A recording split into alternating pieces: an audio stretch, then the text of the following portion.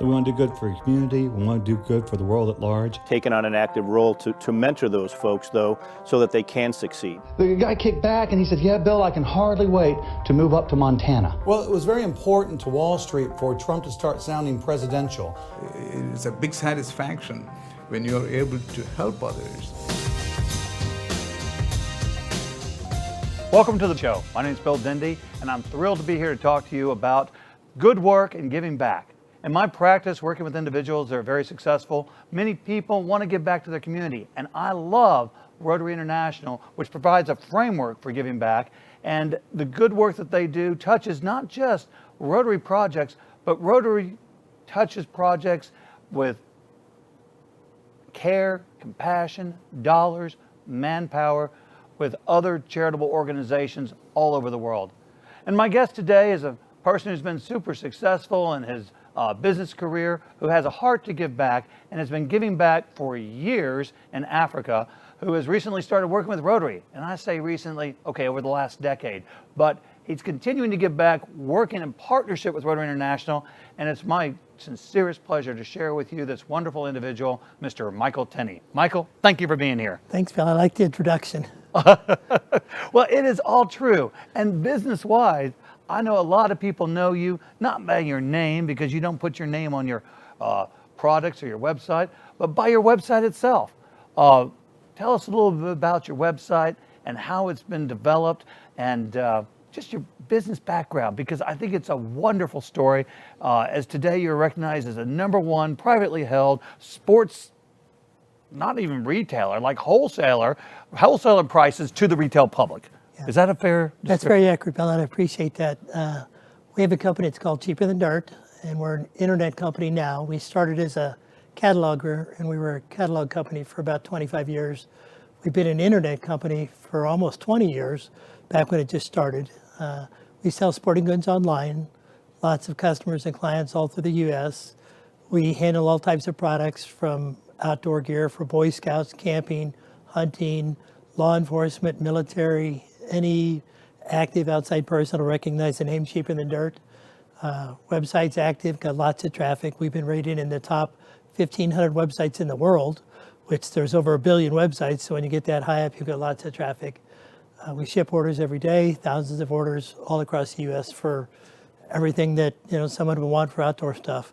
Binoculars, knives, scopes, ammunition, whatever you want, we'll probably have it. It's phenomenal. As I talk to my friends, I would say half the people I talk to know the website. And I would say at least a quarter of them have browsed. And I would say at least 10% of the people I talk to have said they purchased something from cheaperthandirt.com at some time in their lives. Yeah. That blows my mind. Well, when you're in the catalog business, we mailed 10 million catalogs for 25 years. So basically, if you're an outdoorsman or into that type of gear, you've seen our name in a catalog.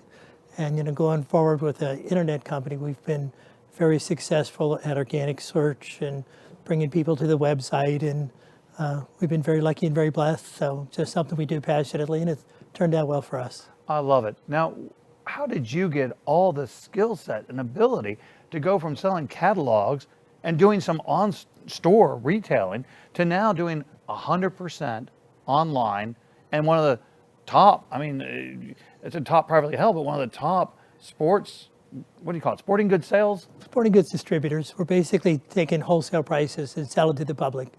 And in marketing, whenever you can cut out some functions or increase your liquidity, either buy it manufacturer and sell direct to the retail. Internet helps that a lot because you can simplify things and reduce costs. Very efficient warehouse, very effective internet site. How do you become an expert at all that? Well, some of it's just standard business, but a lot of it is you just hire really smart people. So we've got experts in, operations and management.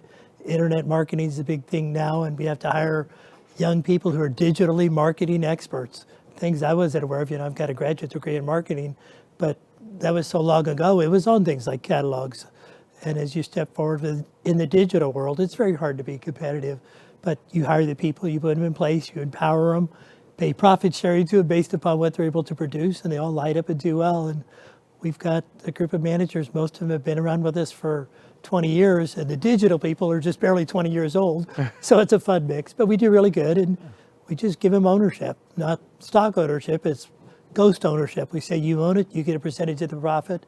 they try very hard. It works really well, and we're just successful for that reason, I would say. Well, extraordinarily successful, and it's I think most of ours goals to stay relevant and to keep up with change, but you didn't just stay relevant. You went to the very top of that scale. Yeah, several times we met some pretty big challenges in the market. Products would change. Simple things like a UPS strike where you can't ship packages for 10 days. What do you do? How do you get around it? Government regulations were always coming in on products. Simple things like water filters in the U.S. can't be shipped every state. State of Iowa would say no, that they have to be tested by us before you could sell them in our state. So we have to have complete restrictions on every product at every zip code, city, state level, things that could be shipped. It takes a lot of, computer capacity and understanding and management awareness on how to do this. But those are all challenges we rise to, and we've been successful through time implementing the policies and procedures to make it all work out. And sometimes it's luck, sometimes it's skill, but we're still here doing well, so we'll just count it as we scored. Well, it's truly amazing, and you've managed it very well. I would put you, people I know, probably one of the top managers, and you're so humble and quiet about it. But you have to be, to manage that logistics, to manage the legal aspects, Everything. the compliance, the technology. Well, and we've got 100,000 products. It's how do you keep track of what's trending up and down, and what's the most interesting thing, and what's the market turned to. And it's amazing how the young market's changed our market, because mainly we were selling to an older bracket, people in their 40s. Now we have lots of people in their 20s, and our people in their 20s are able to communicate to that group. So it's very interesting to be able to step forward and do that, and give this new generation of digital marketing people their say in the way that they communicate. It's fascinating, and it's fast paced, and it's a lot of fun to watch. And you're staying young doing it, I'm sure. Because physically, no, but mentally and everything else, we have a lot of fun with it. It works out good, and it's fun to go to work and see everything happening. It's exciting. Well, I love it. You have a passion for it. Yeah. But really, what touched my heart is when I discovered you had a passion for much more than sporting goods and much more than internet sales. Yeah. Tell us about your real passion in life, the thing that really jazzes you up, or some of the things. I'm going to want to talk about the charity work you do in Africa, but tell me about it. Well, I've traveled to Africa extensively, and so many times when you go somewhere, you get a feeling for a culture and a group of people, what their daily life is like, what they see in the world, and what they're about. And part of the most touching thing for me is you go to an African continent that's poor in monetary terms, but spiritually, emotionally, they're normal parents looking out for their children, want the very best, want education, they want health, they want their families to do good. And when you see their culture and their society and their efforts to help their family and help their friends and their community, it's very touching. And you realize there is no difference between a mother in Africa and a woman in the U.S. who's got a completely different set of skills and ability in society with her, with a group that doesn't have what we consider, and we consider ourselves lucky because we're financially well off, but in Africa they're living on a few dollars a week and just as happy, just as spiritual. Everything's going good in their life, but the things that they don't have that we take for granted, we said, how can we help? And in 2007, me and another gentleman started a charity called Orant Charities, and it's O-R-A-N-T, which is, if you go back to the biblical days of Abraham prayed with his hands up. We might kneel or have folded hands, but he prayed with his hands up, and it's a posture of surrender. What you're doing is you're surrendering to the will of God.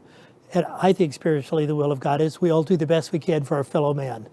And I think that's the main message of, the New Testament. So me and my buddy said, what can we do? So we researched, where is the biggest need? Well, Malawi, Africa, where we have visited, is been the poorest country in the world several times. And it's always in one of the poorest because they're landlocked, poor agriculture, bad weather, dry, corrupt government, every possible thing that would turn a country into a disaster they have. But the people are calm and loving and wonderful, so it's safe and beautiful, and they call it the warm heart of Africa, and it really is. So we traveled to Malawi several times, tried to study what was possible. We met with local missionaries and people on the ground and said, what do you see happening? And then we dove into the culture, tried to understand how we could help as Westerners. And as business people, we all know how to make things work. And in Africa, where things don't work, you have to stay with their culture so that, you do everything that is the way that's going to work for them. That's absolutely brilliant. And I think that so many charities oftentimes will overlay what works here, there, and we don't have the result we're looking for.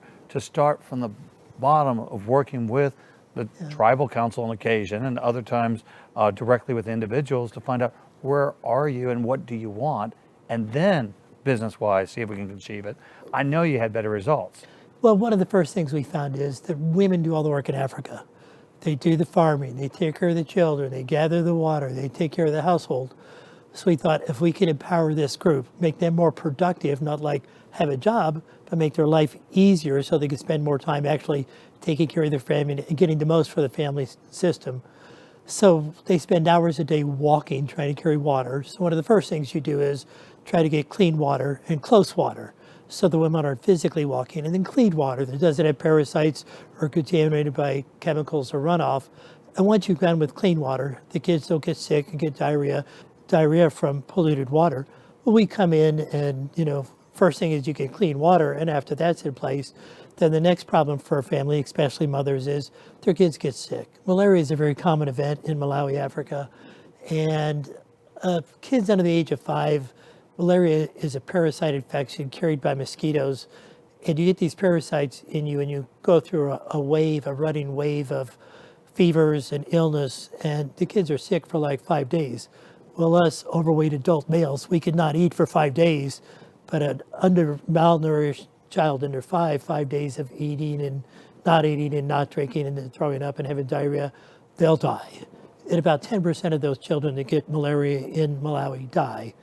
Well, what we do is we come in and we have a medical clinic, and the medicine's very inexpensive, like 50 cents, but you need to treat them for malaria. Is that what they have? So they come in, they get treated, it's cost effective, able to do it quickly.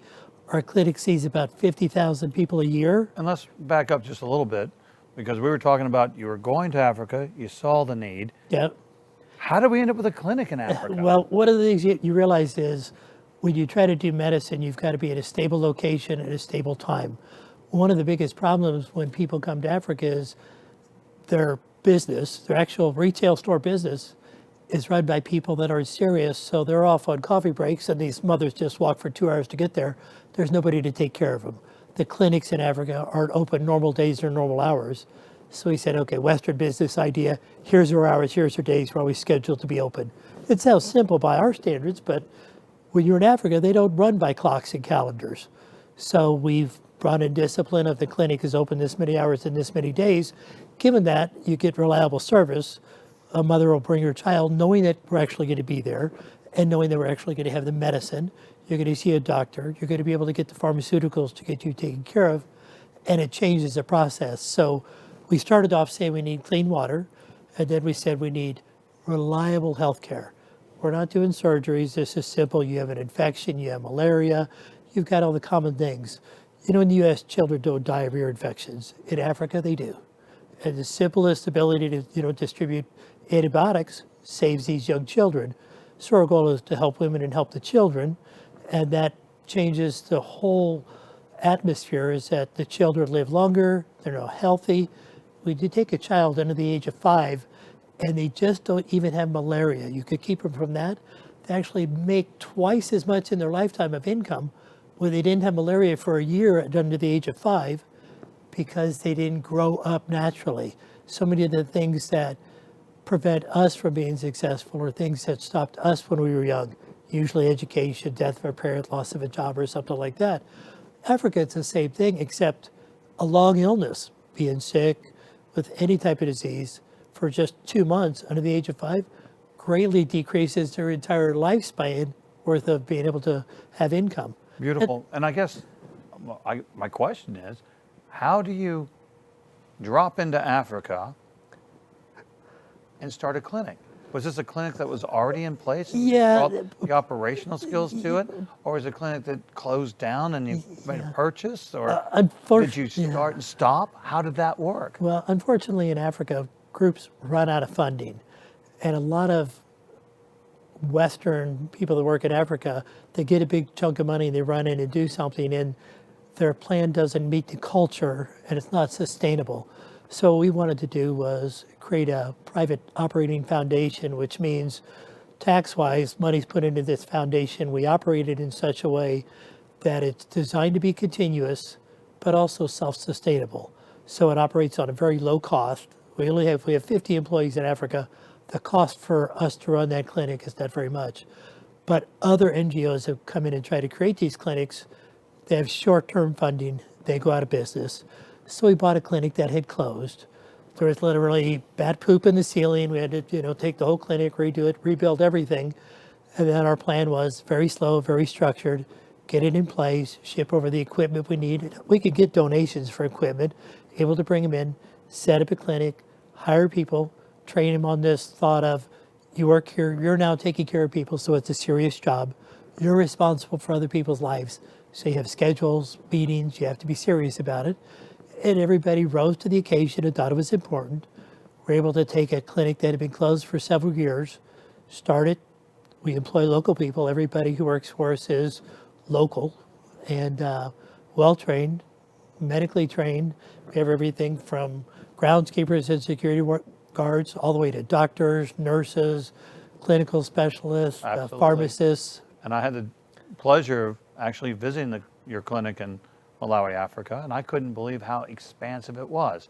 When our viewers hear clinic, you may be thinking of a little minute clinic at the end of the strip mall, or maybe even a small hospital, but this is truly acres. Can you describe your clinic and what you've got? Housing for the people who work there, as well as a demonstration farm that you're doing behind the clinic? And we've grown from really doing water wells and then grew to a medical clinic.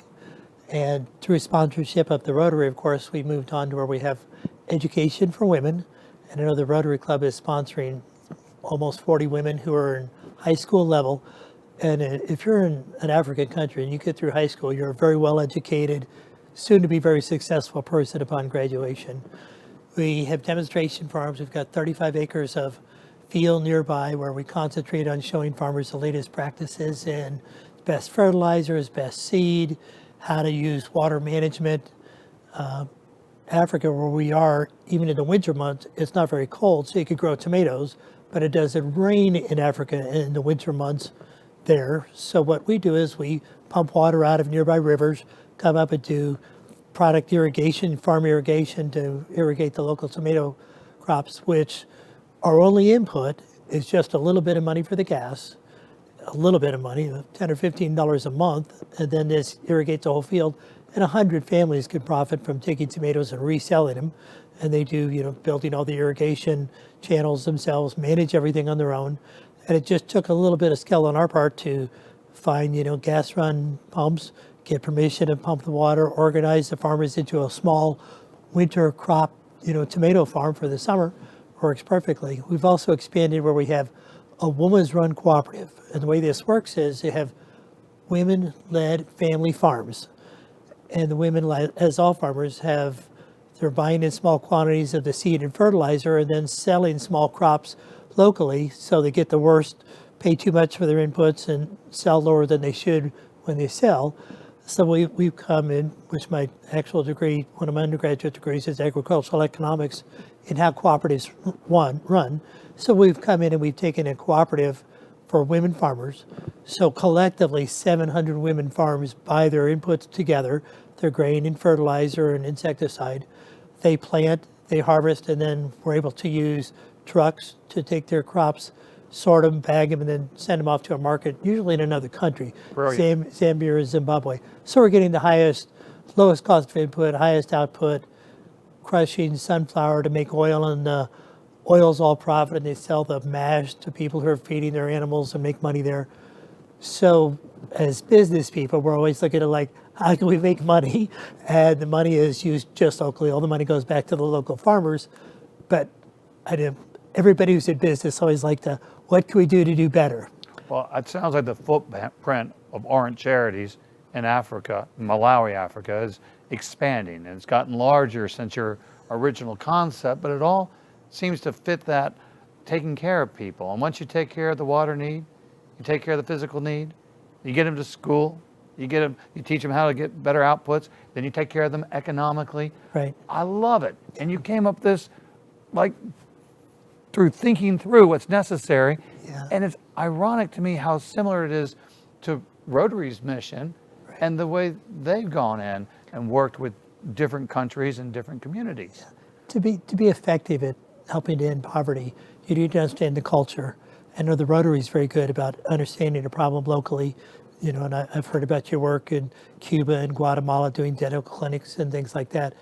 It's very important to see the problem that exists and then step back and say, are we inventing a solution, or what would be a solution there locally? What's going to work?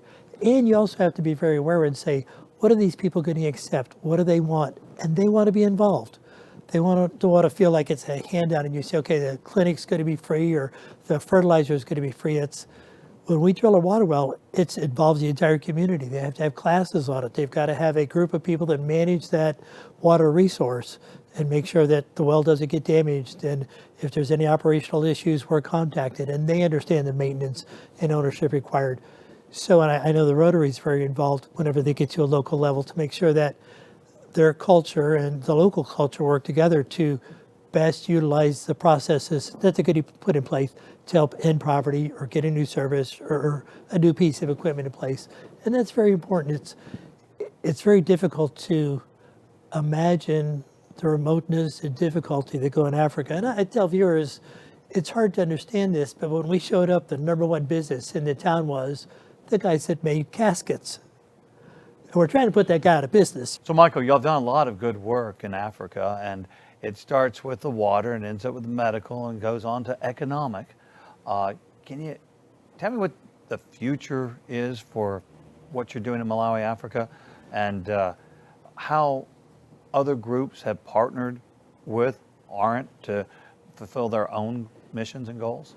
It's been very interesting. You know, when you're in Africa and you're working there, you think it's a huge project, it's a huge continent, you know, how are you going to succeed?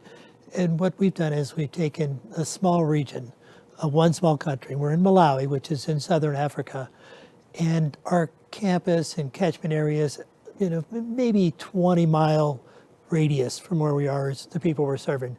So what we've done is gone into that area and found everybody who's working there and everybody that we can work with. So there's ongoing other organizations that we work with. We've been blessed here in the U.S. to find people who could relate to that. And I know that Rotary has come to us and said, we found money to help people in Africa, but we need somebody in Africa that we could trust and responsible. Absolutely. And if, you know, if I give you a little bit of our history within our district, years ago, we had a district governor that raised money for water wells in Africa. And she'd done a wonderful event with Marvin Hamlish, who played for us and then bought a couple wells himself to put into Africa. And then we had Sandy Forrester, another district governor, actually go to Africa. And I think we got a picture of her in Africa with the children when they put water wells in Africa. And at that point, she discovered that there was a need. And she was there with L.B. Showalter, another one of our district governors, that said that there was a real difference in the future of young women in Africa if they had an education versus they didn't have an education. And we heard stories of women who were 14, 15, 16 years of age with a baby on their back, carrying water on their heads miles away. And that was the cycle they were in. But to provide for education would make a difference. So we raised tens of thousands of dollars to educate women in Africa, but then we came across the problem. And you know the problem we came across. What's the problem? Who do you trust in Africa? Who do you trust in Africa? Yeah. Because everyone in Africa that has gotten involved seems to come back with these stories of they don't do things the way we do things down there. And bribery is almost something that you live with, and corruption and money not getting to where you want it to go is a big problem for a lot of NGOs. Tell us a little bit about that and how y'all have overcome that, because I know that we could go see that our dollars went to take care of this young woman who has now completed a 3-year high school education, well, it's actually a 4-year high school education, and who's got a future. I know every single one, but it wouldn't have happened had y'all not been there. But tell us a little bit about that challenge that people find when they try to do work in Africa. Part of the reason we started off slow, we spent several years developing the process. When you're dealing with a government that's not effective, you know, the electricity's off a lot, there's only one north-south road, it's just no infrastructure, and the government not concerned about their people at all. They're corrupt. If you send money to Malawi, Africa, or anywhere in Africa, the people at the top just keep it for themselves. So what you have to do is create an organization that the money goes from a U.S. account to the U.S. operating people in Africa, and then they've got their employees on the ground.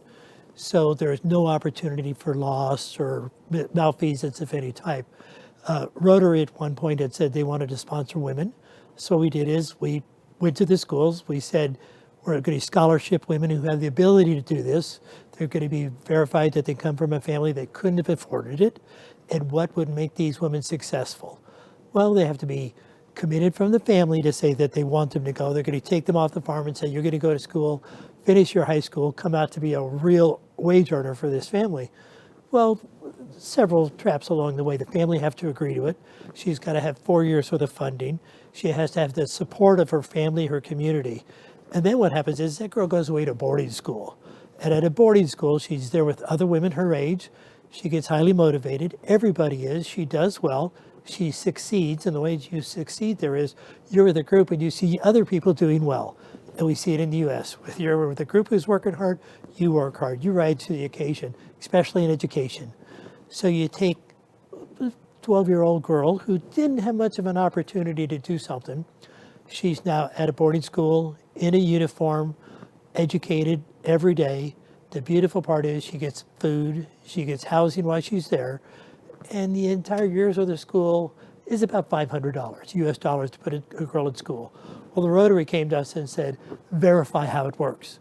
So we showed them. We went to the school, we went to the accounts, we went to the people that run the school, the people who actually work to find the young women, you know, so it's not a random thing. We have people that actually go to the villages and say, tell us kids here that are smart and deserve this opportunity.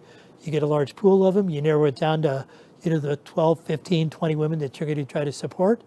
They get names and they go to the school accepts them, and the school is measured how many of these women actually graduate. They get the degree, they stay through it. And in a country where there's a lot of pressure to marry young, continue the lifestyle that their parents might have had, it's hard to break that. Absolutely, and I understand there's even pressure from the parents to come back to the farm because we need your help right now.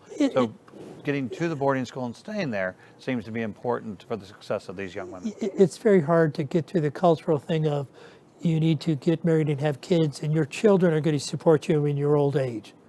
You have 10 kids, 5 of them live, and hopefully you're going to have some of those kids help support you.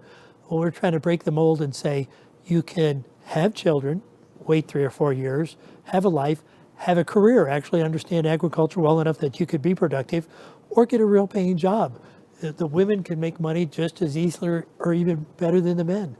So our theory is that you can look at your life and say, in the 3 or 4 years that I spend here in high school, I get education, stability. The main thing is they look at themselves and say, I can achieve. And we all know how powerful it is for any young person to say, I can achieve. They start becoming successful at school, friendships, athletics, and everything on campus. And then they become a better member of the family, coming back to their parents and say, my younger brothers and sisters can succeed. Here's things that we could do with our family farm. Here's a way that this family can achieve. And it totally changes the structure of their family and their whole community. I love it. And that's one great way in which Rotary had raised money within our district to do good work. And we found that partnership for making sure those dollars actually went to the cause we raised the money for.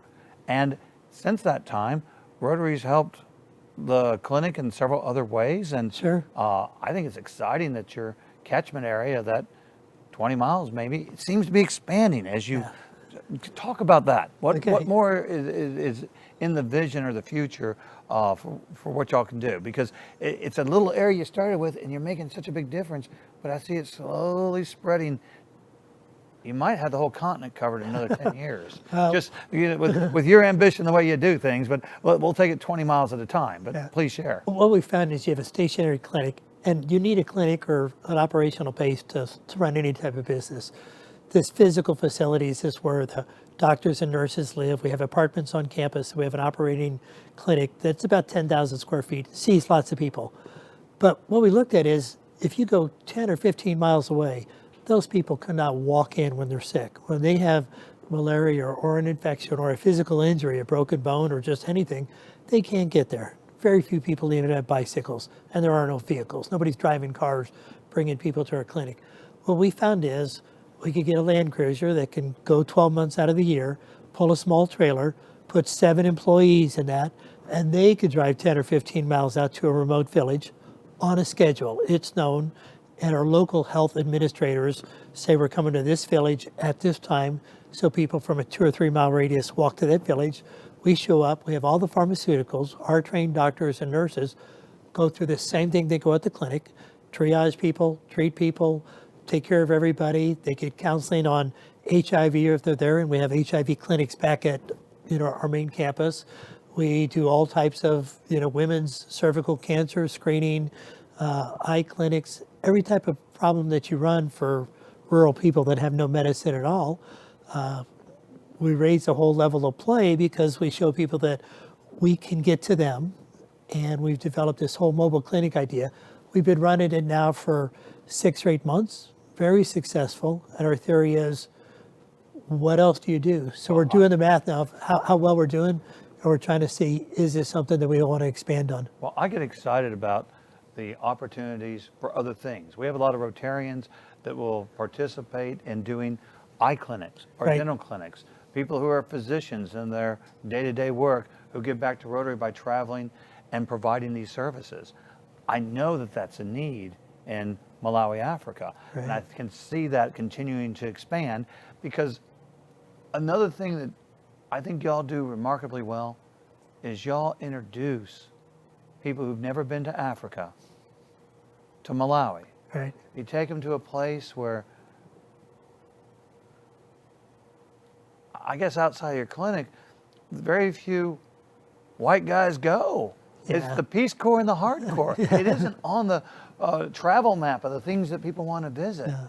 But when you take people to see the true joy in the Malawians, Oh, it's amazing. and the desires to have a better life, and they can see the work that is being done at that clinic, at the demonstration farms, at the schools, with the water wells, they feel, I don't know, a desire to do more. Right. And y'all are extraordinarily good hosts because you've got that clinic compound with guest rooms. How many people can y'all host at a time? We can sleep up to 15, and we usually take groups of 8 or 10 for a week, leave on a Friday, get back the following Sunday, land in Africa, you're at our clinic, we visit the clinic, we do mobile clinics, see the farms, go to the schools.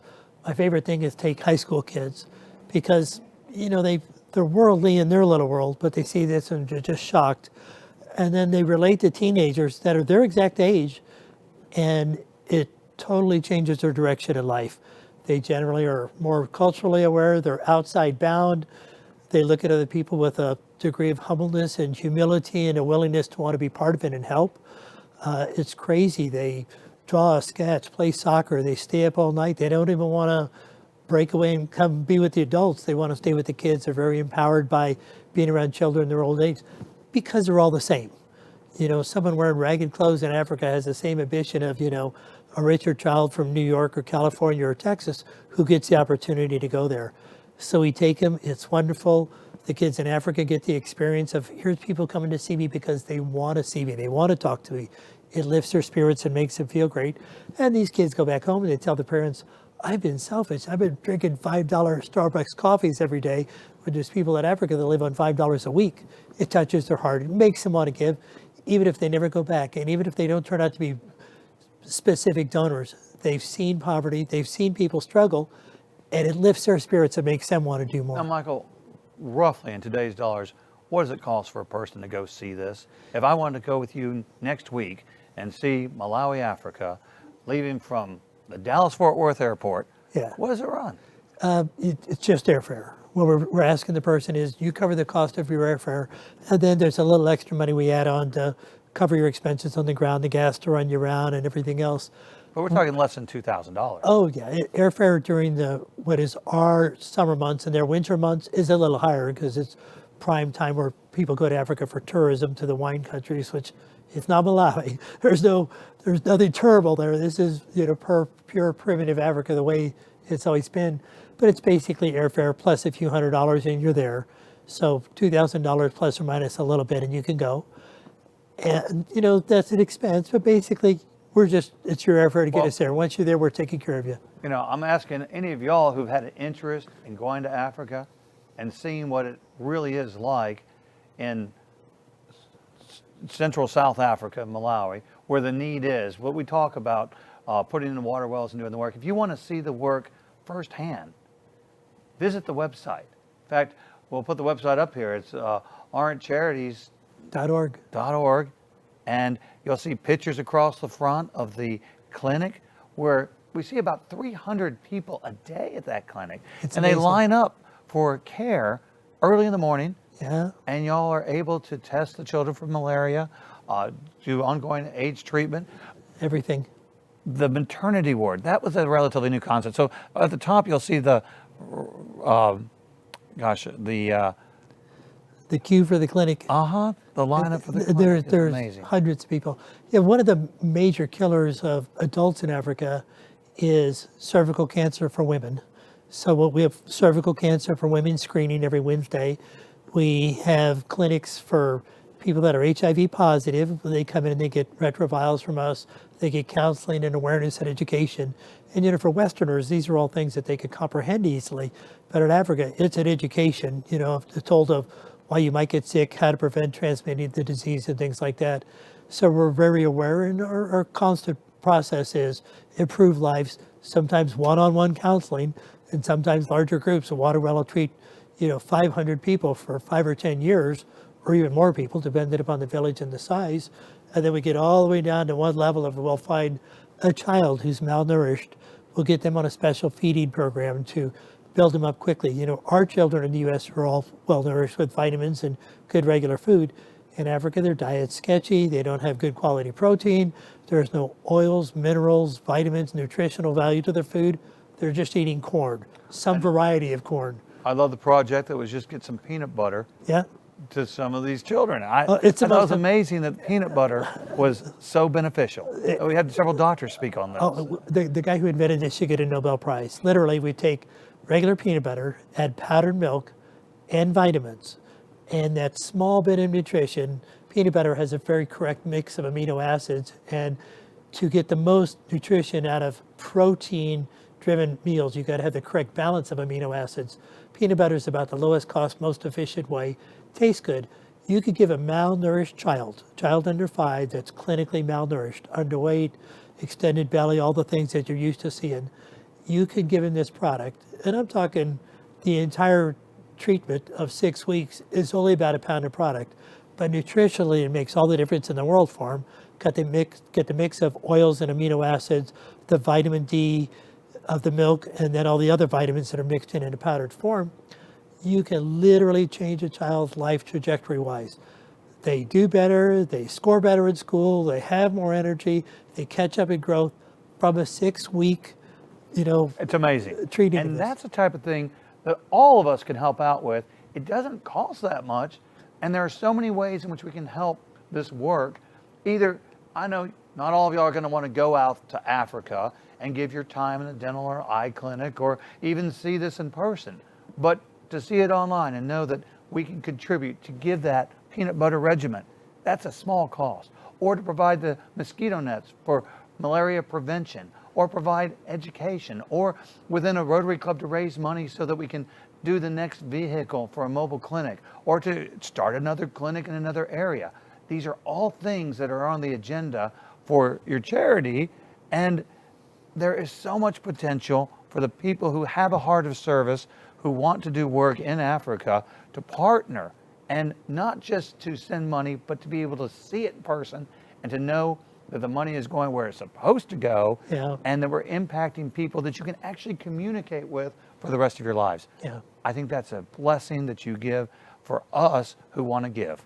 You know, Bill, you're a financial advisor, and your responsibility is tell people the real facts, their investments, what's going to happen, and people want accountability for their money. And what's funny is when you take Westerners and put them into Africa, we feel that same burden. When we get a dollar from somebody, we say, we need to get $1 worth of effectiveness out of this.